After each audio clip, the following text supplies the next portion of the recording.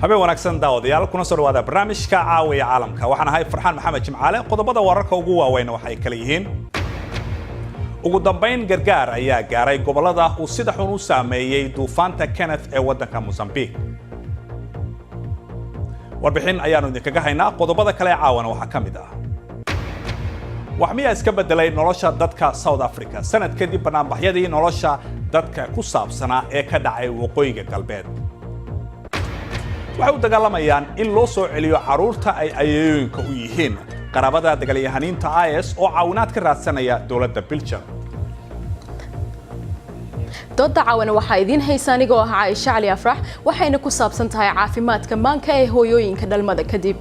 kala soco BBC News Somali telefishinka raadiyaha online-ka iyo bogga bulshada halkani waa London barnaamijkuna waa caawa iyo caalamka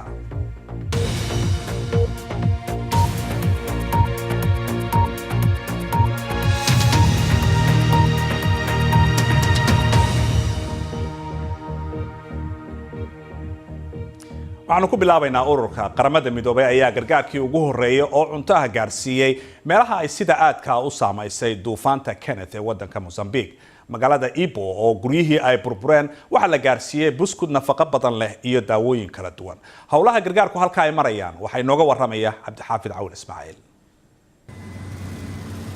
biyihii daadka way gureen khasaarahana iminka si wanaagsan ayaa loo arkayaa burburkii ayaa muuqda maalmo ka hor halkan waxa ku yaalay dadka guryahooda tuulooyin dhan ayaa baaba'ay burburka noocan oo kale ah ayaannu meel kasta ku aragnay jasiiraddan waxa aannu raacnay diyaaradda keliya ee jasiiradda gaadhay muddo roobab laxaadle oo ka da'ay awgeed iba waa ay go'doonsan tahay xafiisyada madaarku ma weyna wuxuunbaa yaalla waxoogaa gargaar ah oo la keenay dawladduna raalli kuma aha saxafiyiinta halkan ku sugan ilaa 2,000 oo qof oo ka yimi waqooyiga dalka ayaa halkan ammaan soo biday iyadoo ay jiraan weeraro ay soo qaadeen islaamiyiinta mayalka adagi guryahoodii way dumeen mana haystaan meel ay tagaan dadku waxay xadayaan biraha xadiidka ah si ay guryo uga dhistaan qaarkood ma garanayaan meel ay aadaan habeenkii dugsiyada ayay iska seexdaan subaxiina way ka jarmaadaan sababo la xiriira shaqaaqada ka dhacday deegaanka Mozambique ayay dadku halkan u yimaadeen iyaga iyo dadka deegaanka midkoodna xaalkoodu ma fiicnaa guryihii laga sameeyey qoryaha way dumeen boqolkiiba 90 guryaha ku yaala jasiiraddan qoryo ayaa lagu dhisaa iyadoo waxaanay dhaceen dadku waxa ay isku dayayaan inay ilaashadaan wixii ka hadhay guryahoodii waxa kuu muuqda magaalo aad mooddo in laga hayaamay waxyeelladii roobabka iyo duufaankii way ka muuqataa cusbitaalku waa dhismayaasha keliya ee weli sii taagan xataa gidaarada cusbitaalku way iska xajin waayeen roobabka iyo dabaysha diyaaraddan iminka timi Bemba waxay ka soo noqotay tuulooyin ay gargaar geysay qof rakaab ah ayay soo qaaday waa ilmo yar oo u eg inaannu ka weynayn 5 jir hooyada ilmahani nasiib ayay leedahay taageero ayaa ugu dambayntii gaadhay sanad ayaa laga joogaa tan iyo markii mudaharaadyo rabshado watay ay ka dhaceen gobolka waqooyiga galbeed ee wadanka Koonfur Afrika waqtigaasi waxaa sababay musuqmaasuq la sheegay in gobolka uu ka jiray iyo waliba adeegyadii aasaasiga ahaa ee dawladda Koonfur Afrika oo aad u liitay waxa ka dhashay su'aalo waaweyn oo ku aadan dawlad wanaagga iyo dimuqraadiyadda hadda oo doorashooyinka wadankaasi ay soo dhow yihiin maxaa isbedelay wariyahayaga Maxamuud Cabdicasiis Cabdisamad ayaa ka waramaya waa 25 jir Domeza Modize sanadkii hore waxa uu ka qayb qaatay barnaamij isbedel doon ah oo ka dhacay halkan Mahikeen wax xiiso ah uma hayo doorashada maxaan u codeeyaa ma jirto mana arko sabab aan u codeeyo muddo dheer ayaynu codaynaynay oon sugaynay wax isbeddel ah oo yimidna ma aanan arag carada waxaa la wadaaga dhalinyaro badan oo ku nool halkan waqooyi galbeed dalka Boneng waa hooyo daayar oo haysata 2 carruur ah waxay caaggan ka buuxsanaysaa biyaha ay reerkeeda u baahan yihiin maadaama adeegga dowladda uu liito. waa arrin xanuun badan, dhib ayaana haysta. biyo ma haysano halkan, korontona ma haysano. waxaan isticmaalnaa matooro yaryar, shidaalkuna waa qaali, lacag badan ayaa inagaga baxda. Boneng waxa ay iibsataa adeegga aasaasiga oo laga rabay inay dowladda hoose bixiso. dhowr daraasadood oo madax bannaan ayaa muujinaya in dad badan ay ka niyad xun yihiin in xisbiga talada haya ee ANC uu galo doorashada. waxaase xusid mudan in qaar badan oo ka mid a dadka halkan ku nool ay go'aansadeen inaysan codaynin gebi ahaanba, halkii ay xisbiyada mucaaradka u codayn lahaayeen.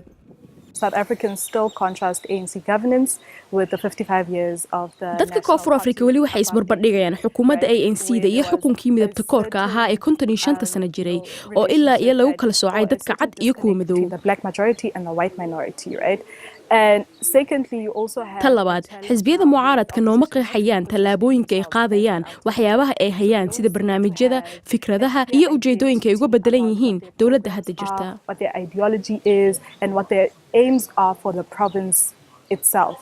iyadoo uu jira niyadjabkan baahsan, xisbiga ANC waxa uu taageero lixaad leh ka haystaa dad badan oo deggan halkan waqooyi galbeed koonfur afrika. waxaase jira dariiq u dhexeeya daacadnimada iyo oggolaanshaha. maxamuud abdicasiis, BBC, Johannesburg. bal markana aynu eegno qodobada kale ee ku jira wararka caawa. madaxweynaha Venezuela Nicolas Maduro ayaa ballan ku qaaday inuu ka difaacayo dalkiisa waxa uu ugu yeeray dagaalka gumaysiga, waxaana uu ciidanka ugu baaqay in dowladda ay ka difaacaan banaanbaxyada mucaaradka. arrintan ayaa ku soo beegmaysa kadib banaanbaxyo rabshado watay oo Arbacadii ka dhacay, kuwaas oo ugu yaraan hal qof uu ku dhintay, 10 kalena ay ku dhaawacmeen. waxay u dhaxeeyeen ciidamada amniga iyo dadka banaanbaxayay. kalfadhi aan caadi ahayn oo ay yeesheen maanta golaha baarlamaanka jamhuuriyadda iskeed ugu dhawaaqday madax banaanida ee Somaliland ayaa ku dhamaaday buuq iyo go'aan la'aan kadib markii la soo hordhigay go'aankii xaaladda degdega ahayd ee madaxweynuhu ku soo rogay deegaano ka tirsan gobolka Sanaag. baarlamaanka ayaa buuq ku xirmay markii dambe. Angela Merkel ayaa ku baaqday jawaab degdeg ah oo looga guuleysanayo islaamiyiinta xag jirka. hogaamiyaha Jarmalka ayaa ka hadlaysay shir madaxeed ka dhacay Burkina Faso oo ay ka qayb galeen madaxda G5 oo ah gobolka saaxil oo ay ku jiraan ciidamo ka tirsan wadamada Mali, Niger, Burkina Faso, Chad iyo Mauritania si loola dagaalamo kooxaha xag jiriinta ee islaamiyiinta. waxay u socdaali doontaa wadamada Mali iyo Niger ka hor inta aanay soo gabagabayn booqashadeeda 3 cisho ee Afrika ay ku marayso. farshaxan uu sameeyay madaxweynihii hore ee Koonfur Afrika Nelson Mandela ayaa waxaa lagu gadan doonaa $90,000 Mareykanka ah maanta oo lagu xaraashayo magaalada New York. farshaxankaasi oo la yiraahdo albaabkii xabsiga ayaa waxa uu sawiray Mandela uu ka sawiray xasuustii xabsigii uu ku jiray ee Robben Island. Nelson Mandela oo dhintay 6 sano ka hor waxa uu bilaabay hawshan farshaxanka ah markii uu howlgabka ka noqday madaxtinimada waddanka Koonfur Afrika. boqolaal xaas iyo caruur dagaalyahanadii hore ee jihadoonka ahaa oo lagu hayo xiriyo ku yaala waqooyiga waddanka Suuriya ayaa waxay ku xanimayeen halkaasi. dalalka asal ahaan ay ka soo jeedaan ayaa waxay ka cagajiidayaan in ay qaataan xaasaskaasi iyo caruurta ay dhaleen kooxahaasi. dalal badan oo Yurub ah waxa ay ka ololeynayaan oo ay ka sameynayaan gaar ahaan qaraabadooda sidii markaasi loo soo celin lahaa caruurta. Fatiha waa 74 jir 6 caruur ah oo ay u tahay oo 1 sano ilaa 7 jir u dhaxeeya ayaa waxay ku jiraan xarada la yiraahdo Ayn Ciisa. waxay rajaynaysaa in waddanka Belgium lagu soo celiyo caruurtaasi. Cusmaan Cabdi Xasan ayaa ka waramaya.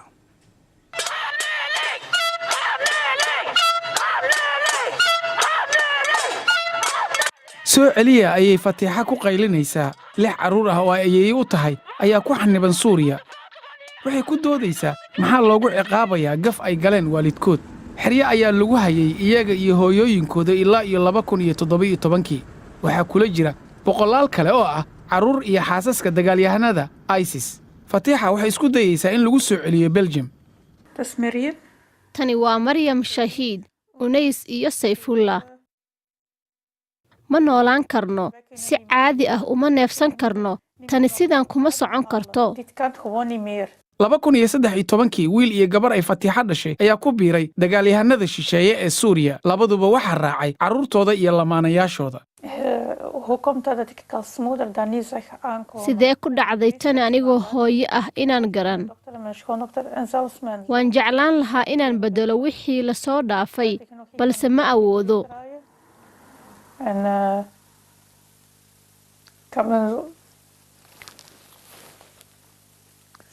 ugu yaraan 35 carruur oo Belgium u dhashay ayaa ku jira xeryo ku yaala waqooyiga Suuriya. kooxaha u ololeeya xuquuqda carruurta ayaa sheegaya in dawladdu ku guuldarraysatay in ay go'aan ka qaadato sababtoo ah waa wax cusub in la soo celiyo carruurta dagaalyahanada IS.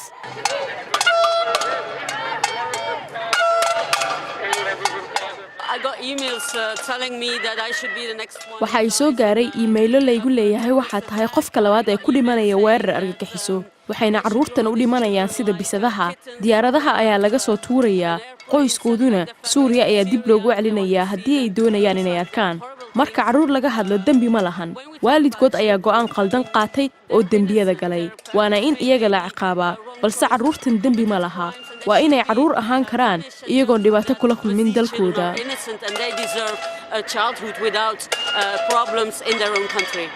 go'aanka rasmiga ee dawladda Belgium waa in la soo celiyo carruurta ka yar 10 sano balse sida laga yeelayo waalidkood xal lagama gaarin. wali waxa ay noo soo socda dooda Khamiista oo aan ku eegi doona caafimaadka maanka ee hooyooyinka dhalmada kadib waxaan idin la socodsiin doontaa anigoo ah Aisha Afrax.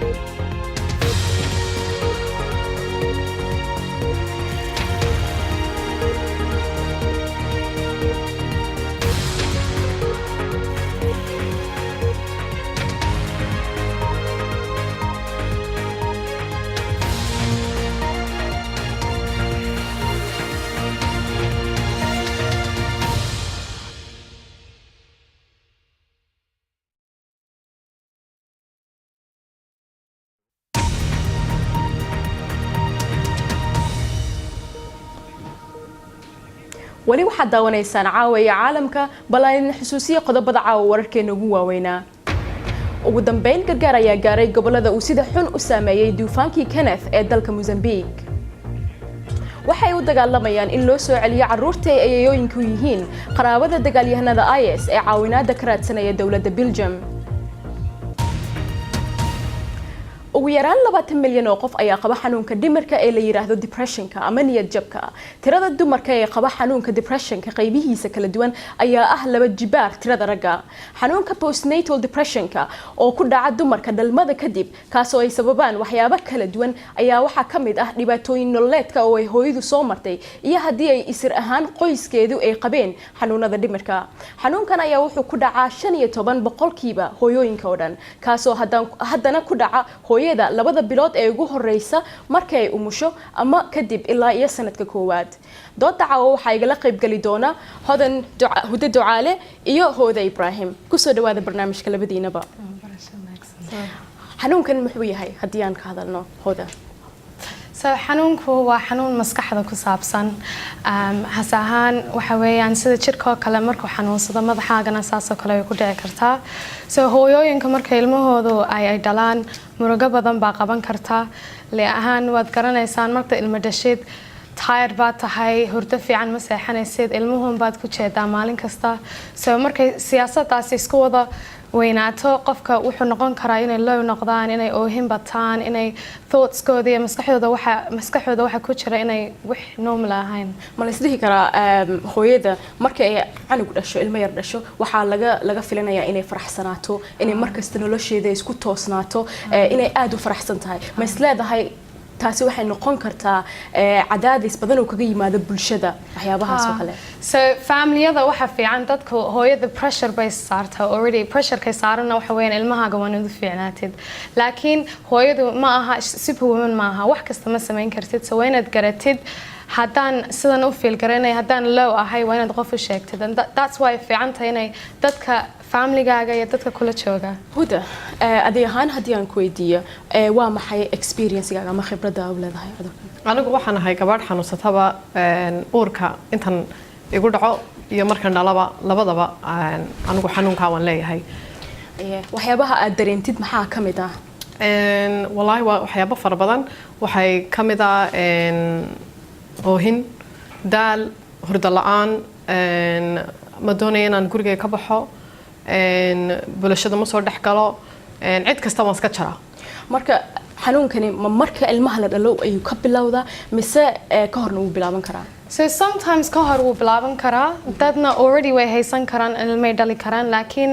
most of hooyooyinka waxa ku dhaca is markay ilmaha dhalaan moodkooda iyo hormoneskooda already waa low and situationkan stresska ku jira way kasii kicin kartaa so it depends on the qofka okay so marka xanuunkan dumarku badankooda ma ka raystaan mise waxay u baahan tahay mise waa mid joogto ah so waxa jira wax la yiraahdo baby blues so baby blues all women way ku dhacaan aniga way ku dhacday markay stress ku haysato ma seexanaysid properly oo him badan and that's because ilmihii aad dhashay hormonekaaga soo degaya laakiin postnatal depression waxa weeyaan something that's longer so baby blues waa 3-4 days and then wuu kaa ba'aya so 4 maalin camal uu ka helaya kan kale laakiin waqti dheer wuu soconaya so it's a long time so anything above a week okay huda adiga ahaan sidee ku heshay caawinaad sidee ku heshay dhakhtar daawo ma lagu siiyey sidee lagu caawiyey anigu markii ugu horeysay caawimo fara badan maan helin dadkii aan like familygayga oo kale waxaan ku lahaa caadi ma ihi waxbaa iga siiya waxaan u baahanahay inaan qof la hadlo waxa laygu lahaa cidna ha u tegin cidna ha u sheegin carruurta waa laga qaadanayaa shibdhe soomaalida communitygeenu xanuunka maba aqbalsanaa mana jiro marka ma isleedahay aqoon darro ayaa jirta xanuunada noocan oo kale ah bulshadeenu magacyo xataa ma u leeyihiin magacyo way u leeyihiin laakiin I don't think inay recognize yihiin and I think huda oo kale waxay leedahay waa run because soomaalida welibana hooyooyinka dadka naga waaweyn waa inay gartaan any xanuun maskaxaada ku dhaca maaha wax xun marka xanuunkan dad badan ayaa jira bulsho ahaan xanuunada noocan ah oo ku dhaca maskaxda ama dhimirka waxaan la xiriirinaa mar walba jinni ama waxyaabo la yiraahdo superstition ama khuraafaad ama waxaan la xiriirinaa inuu qofku ilaahay ku xirnaan sideedaba marka fahamkaas ay bulshadeenu qabto ma mid sax ahba mise waa wax maskaxda ku dhaca oo xanuun sax ah aniga ahaan xagga sidan wax u dhigteen waxaan u barteen dadkan soo arkay waa wax maskaxda ku dhaca aan waa xanuun caadi ah sida lugta haday kaa jabto kale maskaxaaduna situation way kugu dhici kartaa waa inaad baratid sida loo treat garan karo dhakhtarka waa inaad u tagtid so labadaba waa la isla wadi karaa quraanka iyo dhakhtarkaba laakiin huda adiga ahaan quraan miyaa lagu saaray mise dhakhtar baa lagu geeyay sidee aniga 100 sheekh baa la saaray runtii haddaan halkaa aan ka hadlo laakiin cilmi nafsiga cidna may diidin labada dhinacood ba ilaahay wuxuu yiri quraanka isku dawe dawada kalena raadso marka anigu mar walba waan aqoonsanaa inaanu ahayn tayadu tii quraanka laakiin quraanku waa iska shifaa mogtahay laakiin waxaad u baahan tahay meel kalena inaad okay sideen ognahay dumarka waxyaabaha sababa cudurkan waxa kamid ah nolosha dhibaatooyinka badan ee hooyadu soo martay marka loo eego dunida galbeedka marka loo eego waxa la leeyahay waxa ka daran wadamada Asia ama wadamada saxaraha ka hooseeya ee Africa misleedahay waxyaabaha wadankan ay dumarka Soomaaliyeed ku ogaadeen cuduradan marka loo fiiriyo wadankeeni dhulkeeni I don't agree with it because I think wadamadan maybe way ku barteen and confidence bay yeesheen inay wax ka yiraahaan but I think wadankeena way ka dhacdaa boqolaal jeer bay ka dhacdaa laakiin dadku way ka baqayaan inay wax sheegaan aan sheegidana waxay uga baqayaan in la yiraahdo qof waalan baa tahay stigma ku jirta meel waalan baa lagu geenayaa aan support badan ma jiro wadankeena huda adiga meeqa ay kugu qaadatay inaad ka soo kabato ma ka soo runtii waqti badan bay igu qaadatay waayo dadkii aan ku xidhnaa may fahansanayn xanuunka ay haya marka cidna muddo badan waxba man u sheegin markaan dhakhtarkana u tagay kaniiniyada waxaaba laguma degdego qofku moogtahay inta badan wuxuu doonaya inuu hadlo dhibaatadiisa inuu sheego dareenkiisa waxa ku dhaca marka aniga waxaa la refer gareeyay inaan counseling inaan tago aan qof ila taliya inaan la hadlo okay marka bulsho ahaan Soomaali ahaan maadaama aan hadeertan waqti dheerna aan qurbaha joognay qaar badan ay wadanka joogaan sidee isleedahay bulshada waa lagu fahamsiin karaa inay baxaan oo ay caawinaad raadsadaan oo ay dhakhtar u tagaan sidee lagu sameyn karaa So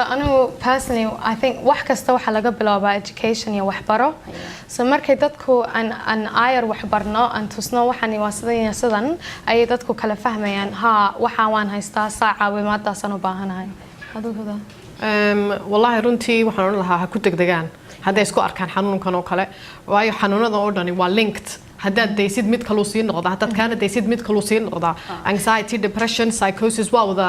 xanuuno isku daba xigxiga waa related waa walaalo marka waxa fiican qofku inuu ku degdego sida ay huda hore u sheegtay daawada kaliya ma ahan iyo dhakhtarka waxa kale tooda u baahan tahay hadalka wanaagsan jilicsan ma isleedahay counseling-ka in qof la hadasho in dadkaagu ay jilicsanaadaan oo ay ku nuglaadaan taasna caawinaad badan bay keenaysaa so a lot of walibana guriga laga bilaabo hooyada markay wax dhasho waa in la recognize gareeyo hooyadan support badan bay leedahay just ilmaha maaha kaligeed iyadu nafsadeeda inay support yeesho so hadal fiican wana lala hadlo laakiin wadankan aan joogno waxa jira psychological therapies oo la yiraahdo IAPT and services kaasi dad aad la hadli kartid bay ku geenayaan daweeya waxaana uma tagi kartid laakiin adigana sidoo kale anigu waxaan garanayaa haddii wadankii laga hadlo Soomaaliya waxaa jira dhakhtar la yiraahdo Dr. Xabiib umadii imika wada daweeyay ma sha Allah dhakhtar fiican weeyaan intii wadanka joogtaa dhakhtarka degdeg ha ula xiriiro Dr. Xabiib okay ma hadsan tahay marka waa maxay doorka ay dumarku hooyada iyada laftirkeeda doorka ay ku leedahay inay maskaxdeeda iyo caafimaadka maskaxdeeda ay ilaaliso hooyahan doorka ay laga doonayo ayada inay caafimaadkeeda ilaaliso maxay sameyn kartaa intay uurka leedahay markay ilmaha dhasho kadib si ay nafteeda u daryeesho so waxay sameyn kartaa inay nafteeda waa inay ilaasho wax la yiraahdo self care so nafsadaada oo wada ilaalisid so hadalka hadaad wax dareemaysid aad is arkaysid inaad ooysid cause ogow marka naagtu ay uur leedahay already hormoneskeeda waa up and down so qof waa inay la hadasho ninkeeda hooyadeeda familygeeda hadday iyaga la hadli karin GP-geeda la tagto GP-geeda ayar counseling buu siin karaa cidna ma ogaan karto huda waa maxay doorka uu ku leeyahay saygo ama ninkeeda sidoo uu caawin karaa in uu hoos u dhigo ama uu la tacaalo dhibaatada ay xaaskiisu marayso inta badan nimanku wallahi waxaan u dareemaa sorry ma garanayaan xanuunka inta badan ina support baan u baahanahay inay halkaa joogaan kalmado fiican inuu soo dhaweeyo gabadhiisa wuxuu doono wuxuu samayn karo inuu qabto hadal wanaagsan inuu ilmaha ka reebo haddii uur labaad uur saddexaad yahay inay soo samaysato waxay doonayso bulshada asxaabteed inay raacdo waayo maskaxda marka la mashquuliyo xanuunku waad ka yaranasanaysaa mogtahay laakiin haddii aad meel kaligaa la fadhidid maskaxda adigana sidoo kale qoys ahaan ninku muxuu ku caawin karaa xaaskiisa so waxay huda tiradi waa number 1 way fiican tahay sida kale uu ku caawin karo is naxariis waa inay isxasuustaan labadan qof ilmo isku dhaleen naxariis wana qofku u yeesho naxariista waxa ka soo bixi kara hadal wanaagsan iyo waxaas laakiin sida hadday dadku isku wacaan mahadsanid hooda iyo huda oo barnaamijka la qayb qaadanayay intaas ayaan ku soo gabagabeynaynaa barnaamijkeena caawa iyo caalamka waad ku mahadsantihiin daawashadiina inta aanu dib u kulmayno waxaan idinkaga tegayaa sidaas iyo nabadgelyo